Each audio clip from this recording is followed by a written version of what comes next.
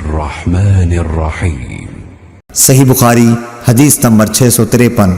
پھر آپ نے فرمایا کہ شہداء 5 قسم کے ہوتے ہیں: طاعون میں مرنے والے، پیٹ کے عارضے ہیضے وغیرہ میں مرنے والے، اور ڈوب کر مرنے والے، اور جو دیوار وغیرہ کسی بھی چیز سے دب کر مر جائے، اور خدا کے راستے میں جہاد کرتے ہوئے شہید ہونے والے۔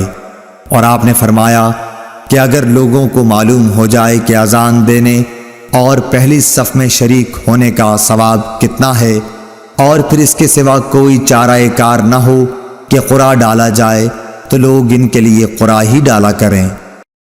اللهم صل على محمد وعلى آل محمد كما صليت على إبراهيم وعلى آل إبراهيم إنك حميد مجيد اللهم بارك على محمد وعلى آل محمد كما باركت على إبراهيم